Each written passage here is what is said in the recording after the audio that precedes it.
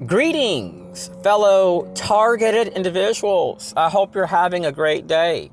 I want to share with you guys an affordable and practical solution to gaining evidence of dealing with gang stalkers. So let's say you've driven 5 hours from your house or 12 hours from your house and you're harassed upon arrival. One thing you may want to do is to do a records radio dispatch request. It's for free if it's under 15 minutes in Florida. And you just do it by email. I always use a VPN. I don't show an ID. I get the stuff for free. The audio records normally come in a week or two later, sometimes the same day if they're not busy. Don't be surprised when you hear your name being mentioned or your tag and you've driven 12 hours from your house or to a different state you've never been to. Due to Stingray technology, they are groups like the CIA and contractors, and they'll go behind the backs and use, one is called, it's like an emergency radio ham group. There's like 2 different ones, and they simply use them to flag the police to show up at a location. Prior to you getting there, if they study your pattern or where you like to go to on a local level, they may flag you systematically for years. That's why you see some videos of targets where they go somewhere and it looks like an active shooter scene. And they may see this for many years. I've gone to gas stations and gas station clerks have gotten to know me through the years because I buy Lotto frequently and I buy gas. And they would open their mouths up like, holy crap, what is this? It looks like an active shooter scene. And a few of them were like, every time you come here, there's no one here. Then all of a sudden we got 30, 40 white black cars. People around the place, not buying gas. And something's not right, you're being harassed. So the enemy uses slander, and to catch them, you want to do radio records request. You can get them from your local emergency management, your local sheriff's department, and your local police department. Do not be surprised when you start seeing like American Legion members being involved in this, Freemasons, women's groups, realtors, teachers, Kiwanis, Lions clubs, even racist groups. There are tons of racist groups which are behind Freemasonry, members here and there to different groups, and they're not being linked to this, but they're participants of other groups. Some of these people are tied to 3 to 4 to 5 groups, some even more, where they may go to a Moose Lodge, American Legion, Foreign Wars group. They got all these different veteran groups. And some of these people are retired. They have nothing else better to do and they want money. And what better way to conceal this activity but by utilizing people which would not be suspected. Retired military, no record, Freemason, group is tied to police. So the police are a stakeholder to these groups. Let me give you an example. A while back, every time I exited my residence in this very rural area where I live at, I would notice maybe the whole entire bike ride, 3 or 4 people during this short bike ride that I would take. And then all of a sudden, as I started getting back home, I would notice large groups of people wearing all blue shirts as I got back to my home. One of these people was a neighbor that's retired military. When I talked to him, he told me there was concern about me and that these people were part of Neighborhood Watch. One of them was working at it's one of these local grocery delivery companies, Kroger. They even got involved. When I did research, I found out they do community policing. The people that were dropped off by Kroger were picked up by a Kroger vehicle. So this is being supported by police. It can be someone involved in community policing. And what happens is that when a target is being subjected to community policing, their rights are pretty much being denied.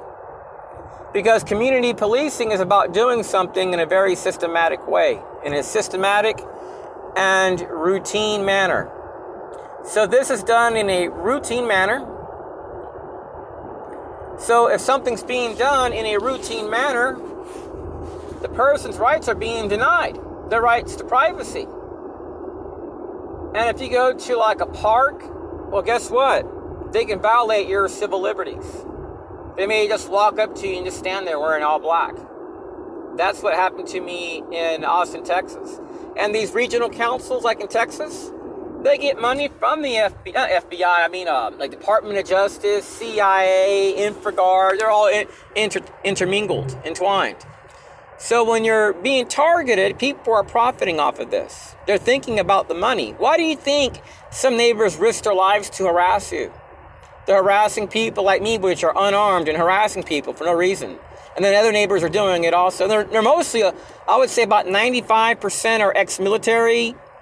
I've dealt with a lot of U.S. Air Force every so often, mostly ex-military, trash from the Army, talking about people which have taken an oath to defend the Constitution. I'm not someone which receives phone calls. I'm very, very sociable. I used to receive anywhere from 20 to 40 calls, even a lot more a day. My family will tell you. But when my targeting happened, I started losing my friends. I didn't know who to turn to.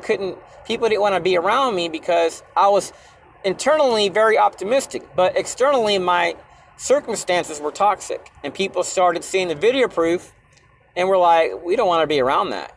You're targeted by the system. So I was pushed out of schools, pushed out of communities, and then every time I moved, I was being harassed by sheriff's associations, kids and families, gas stations, churches, when I walk, when I park my car, get my mail, go to a social event. And this is all being done due to Stingray technology.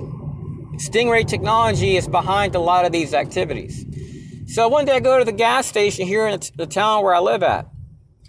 And I noticed this guy in a blue shirt, which had been lingering around my house, was picked up one day, was at the gas station. And what's really interesting is that day I'm in line, the police chief of the town where I live in, he was behind me. The next day I decided to go back there to buy some lotto tickets, fill up my tank. And this other guy showed up, and it made me think, because the whole gas station was full of white and black cars. And I had done a records request. I never requested a police report for like 3 years. It's concerning a woman showing up anytime I showed up at a certain place. And I made it a mission. I wrote down for a week when I would go. Every week I would do this. One day I would go at 11:10. The next day at 4:18.